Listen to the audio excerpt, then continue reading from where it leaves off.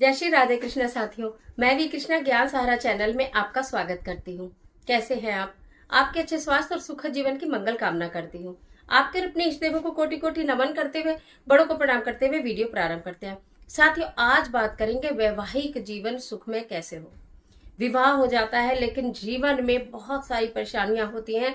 यानी पति के साथ मनमुटाव रहता है, पति को गुस्सा बहुत आता है, पति के साथ बनती नहीं है, घर में कलेश होता है, लड़ाई होते हैं, झगड़े होते हैं, पति कमाते कम है, खर्चा ज्यादा हो जाता है, या आपसी वैचारिक मतभेद होता है। तो महिलाओं को ऐसे क्या अपने दैनिक जीवन में कार्य करने चाहिए कि आपका जीवन खुशियों से भर जाए, पति आपकी बात माने, पति के साथ आपका तालमेल अच्छा हो जाए। ऐसी ही जानकारी लेकर मैं आपके बीच में, चलिए झटपट वीडियो प्रारंभ कर लेते हैं। लेकिन उससे पहले चैनल पर नए आए हैं तो चैनल को सब्सक्राइब जरूर कीजिएगा और बेल आइकन का बटन जरूर प्रेस कीजिएगा, जिससे आने वाली वीडियोस का नोटिफिकेशन आपको मिले सबसे पहले।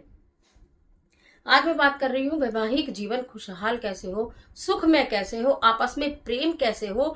हम एक क्या बोलूं कि मिसाल हमारी लोग दे, ऐसा पेयर हम कैसे बने। देखिए, शादी के बाद बहुत सारी जीवन में उथल पुथल होती है, उतार चढ़ाव आते हैं। जब दो लोग मिलकर गृहस्थी को आगे लेकर चलते हैं तो बहुत सारी समस्याएं भी आती है। ऐसा नहीं है कि जीवन हमेशा खुशहाल ही रहेगा। उतार चढ़ाव का मतलब यह है कि कभी बहुत अच्छा, कभी कभी मीठा, कभी नमकीन, कभी मीठा कभी नमकीन, तो बिल्कुल ठीक है। लेकिन अगर बिल्कुल ही नमकीन हो जाए, या फिर कहूं कि कड़वा हो जाए, या फिर कहूं कि कसैला हो जाए, तो हम क्या करें। सबसे पहले तो अपना बेस्ट देने की कोशिश करें। सब लोग आप खूब प्रयास करते ही होंगे। अब चूंकि ये क्यों कहा जाता है कि महिलाएं ही प्रयास करें, यहाँ पर एक क्वेश्चन आएगा कि महिलाओं के लिए ही मैडम सारे उपाय बताते हो, क्या सारी चीजें महिलाएं करें? कर लो ना, सारी चीजें महिलाएं कर लेना।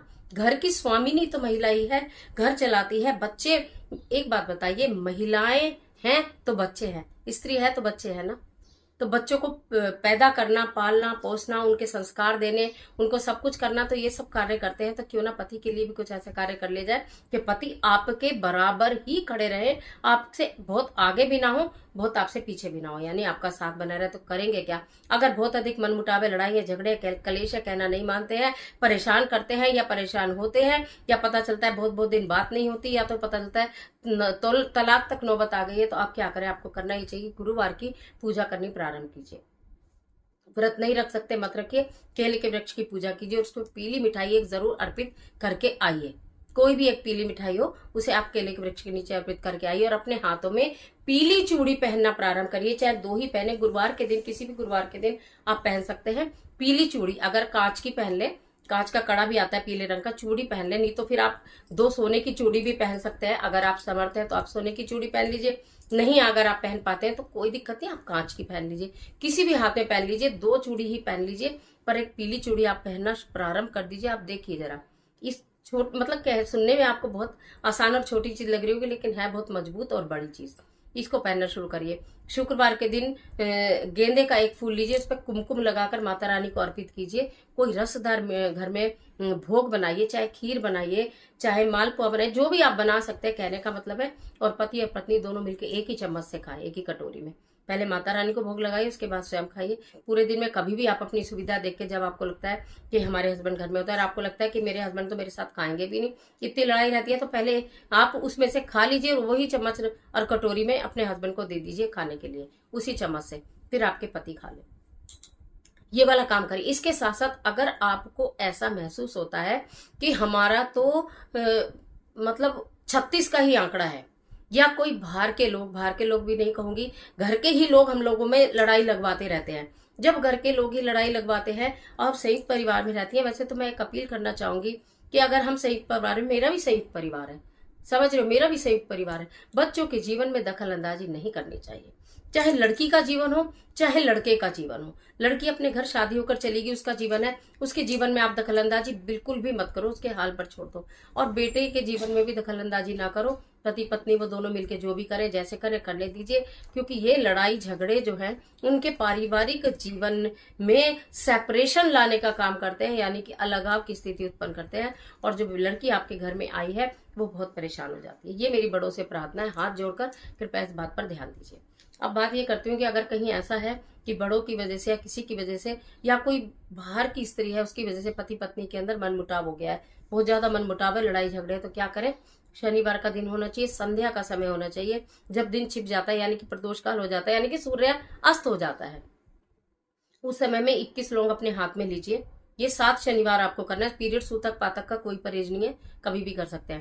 21 लौंग अपने हाथ में लीजिए, 21 लौंग, और आप अपने हाथ में होल्ड कर लीजिए। और जो जो भी आपके पति के साथ जिस जिस रूप में वैचारिक मतभेद होते हो, जिस जिस रूप में लड़ाई झगड़े होते हो, जिस जिसकी वजह से अगर लड़ाई झगड़े होते हो, वो सारा बोलकर 21 ही बार फूंक मार दीजिए। इस तरह से 21 ही बार फूंक मार दीजिए। और उसके बाद उन लोगों को थोड़ा सा कपूर डालकर कहीं वहीं बाहर घर के या आंगन में या कहीं भी जला दीजिए। ये 7 शनिवार आप करना प्रारंभ कीजिए। आप ये देखेंगे कि पति पत्नी के बीच में अगर कोई आया है तो वो शांत हो जाएगा। और जब वो शांत हो जाएगा तो आपके पति स्वतः शांत हो जाएंगे। वो शांत हो जाएगा, यानी कि उनका बुरा कुछ भी नहीं होगा। फिर बता दूं, आपके स्वजन है, आपके प्रियजन है, आपके अपने हैं, बुरा किसी का कुछ नहीं होगा इससे। बस ये है कि उनका इंटरफेरेंस आपके जीवन में कम हो जाएगा। जब इंटरफेरेंस कम हो जाएगा तो लड़ाई झगड़े स्वतः ही कम हो जाएंगे। तो ये जो कार्य आपको बताए गए हैं, इनको करना प्रारंभ कीजिए। प्रातःकाल आप सूर्यदेव को जल देते हैं, उसमें थोड़ा सा गुड़ डालना प्रारंभ कर दीजिए। गुड़ डालकर जल देना शुरू करिए। भगवान सूर्यदेव निश्चित आपके रिश्तों में मिठास लाएंगे। तो अगर आपके जीवन में, वैवाहिक जीवन में, पारिवारिक जीवन में लड़ाई झगड़े कलेश वाद विवाद की स्थिति है, तो ये जो मैंने आपको बताया ये अति उत्तम उपाय हैं, शास्त्रीय उपाय हैं। ये आपके लिए निश्चित काम करेंगे। चाहे आप अपने हाथ में पीली चूड़ी पहनकर छोड़ दीजिए। ये तो अगर ये नहीं है कि ऐसा नहीं है कि मैंने ये पहनी हुई है तो मेरे पति के साथ लड़ाई झगड़े, ऐसा नहीं है। लेकिन वो खुशहाल रहे, उनकी तरक्की हो, वो अच्छा कमाए, स्वस्थ रहे, इसके लिए धारण की हुई है। तो आप इसलिए भी धारण कर सकते हैं, प्रेम बढ़ाने के लिए धारण कर सकते हैं। और उसके साथ साथ आपको जो मैंने बताया गेंदे के फूल वाला, वो जरूर कर लीजिएगा। उसके बाद मैंने लौंग वाला जो बताया वो जरूर कर लीजिएगा। और भगवान सूर्यदेव को जल देने का कार्य तो आप करते ही करते हैं, वो भी कर लीजिएगा।